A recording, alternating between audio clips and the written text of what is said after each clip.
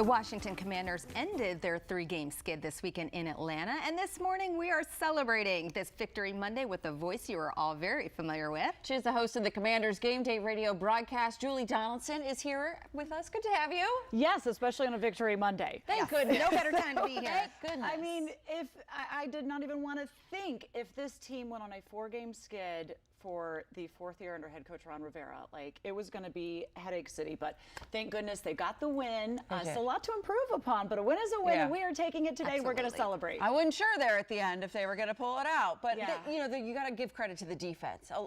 Took the ball away 3 times, 3 interceptions, but then on the first side, Sam Howell gets sacked 5 times. So a lot to work on there. Well, the defense really came up big in this one. Now the offense they got moving in the first half there, and it was great to see because Sam Howell's a young quarterback. You have to remember that. He's still kind of learning and growing, but each week he's showing that progression of being able to hopefully get the ball out quickly, use his legs when he needs to, but he is still kind of taking a lot of unnecessary sacks. At this pace, he's going to be over 100 sacks for the season, which is just, nobody's body can hold up. I don't understand. And it is a big concern. A lot of it is not just solely on him, but he understands he's got to get that ball out quicker. The O-line has to do some protection for him as well. But it was great to see them moving the ball in the first half, putting up some points, to see them get to the run game, a very balanced attack that they had on this one, so no longer sitting back, throwing the ball 55 times in a row. Brian Robinson got into the end zone. Antonio Gibson got into the end zone. It was just great to see that side. Defensively, though, you did mention it. When you have 3 interceptions, it's almost impossible for one the in the other end zone, team. right? Yes, right there. I mean, Benjamin St. Juice had it. Jamin Davis had one. Kendall Fuller had one. And then they went for 4th down 2 times within the game, and they did not succeed. So Washington took over on downs. The defense responded really well. Yeah. But here's the thing: you get the win. What are you going to build off to go into that again? And we just saw. Typically, I fall asleep halfway through Sunday Night Football because it's late. Monday morning comes early. Right. The way the Giants were playing, I had to stay up to the entire game. They're not going to be an easy out coming up this next week in New York. Yeah. It's going to be a fun week of preparation for you, I'm sure.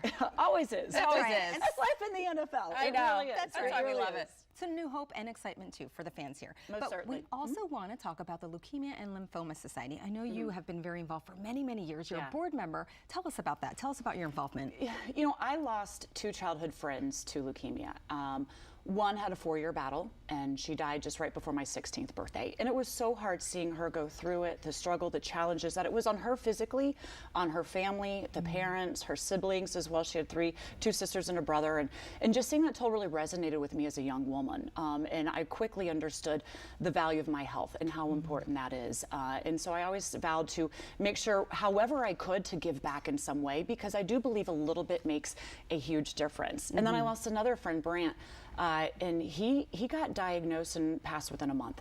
And he said, I'm not afraid of dying, but I'm afraid of the treatment, because the treatment is so hard, especially in adolescents.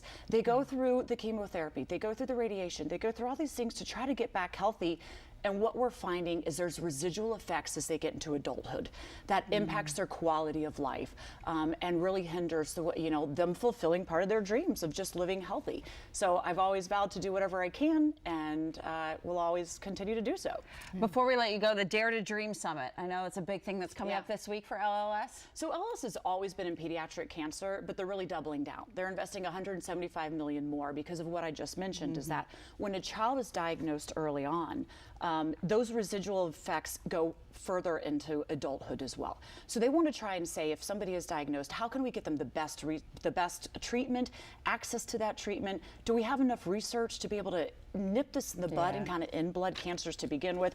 So you have a bunch of advocates, people that have been impacted by it, and also a whole bunch of folks that are going to be lobbying on Capitol Hill on Thursday, so you can kind of change the policy to have better research, to have better access to the treatment as well, because it's too close to home to one too many people, and we've got to be able to do something so folks that are diagnosed with this just have a better life. Thank you for all your work. Well, thanks for letting me. So good to have you Thank here you for sharing with us. All right, if you want to learn more about the great work of the Leukemia and Lymphoma Society, check out their website at lls.org.